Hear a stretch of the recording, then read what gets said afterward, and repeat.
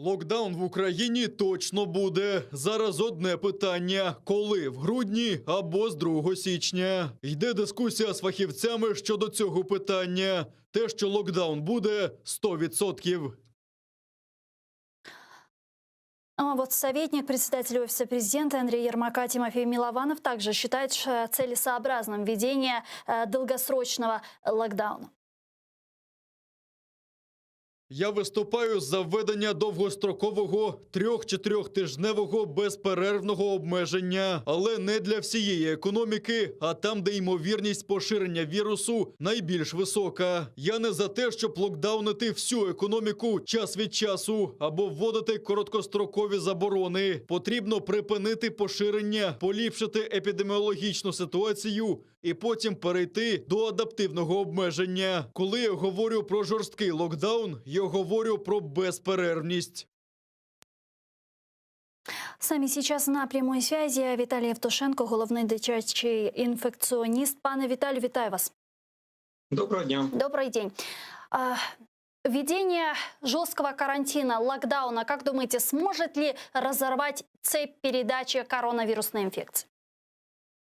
Воно має його призупинити для того, щоб система охорони здоров'я все ж таки могла адаптуватись до напливу хворих і для того, щоб у нас не було таких прикрих випадків, коли ми не можемо надавати допомогу пацієнтам через те, що їх дуже багато, або у нас перекриті клініки через оці хворих саме на цю інфекцію, і інші хворі страждають навіть з іншими захворюваннями.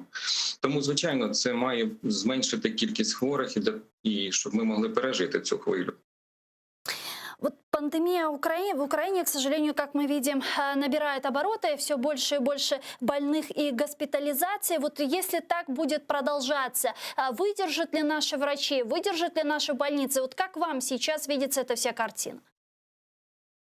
Це залежить теж від локальних можливостей. Так, деякі госпітальні бази існують, можливість надати кисневу підтримку хворим і наявність кваліфікованих фахівців, тому що теж у нас зараз багато лікарень залучаються там, де, можливо, не такий рівень фахівців для того, щоб надавати допомогу. Так, це може бути і самі лікарі теж хворіють, і медичний персонал, тому тут теж і ця тенденція є, що і лікарі теж вибувають з роботи, і у нас можуть бути і місця, але не буде фахівців поруч, які можуть надавати саме допомогу хворим людям. Тому по Києву поки що ситуація начебто стримана, така ще вона не дійшла до критичної точки, але враховуючи, як розповсюджується інфекція, що це такий геометричний приріст хворих іде, то, звичайно, це може бути там десь ліміт через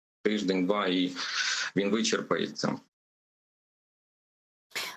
Некоторые эксперты говорят в нашей стране, что, возможно, вот мы сейчас, в случае, если не будут предприняты нужные меры, можем полететь в такой итальянский сценарий, который был весной, когда там больницы не справлялись и должны были выбирать между тем, кого спасать, а кого нет. Это насколько реально? Реально ли мы можем сейчас попасть в такую ситуацию, если не предпринимать нужных мер?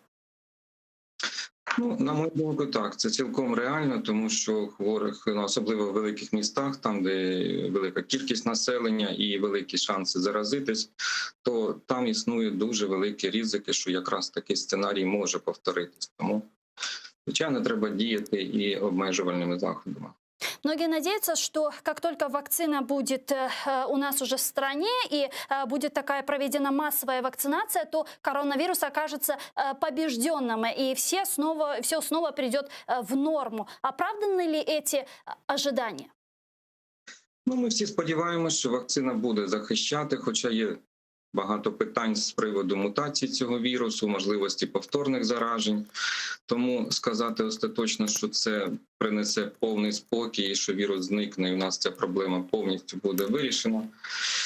Я поки що таких настільки оптимістичний прогноз би не давав. Все ж таки треба буде подивитись, як вона буде після того, як буде задіяна, наскільки вона буде ефективно захищати і попереджати повторні випадки.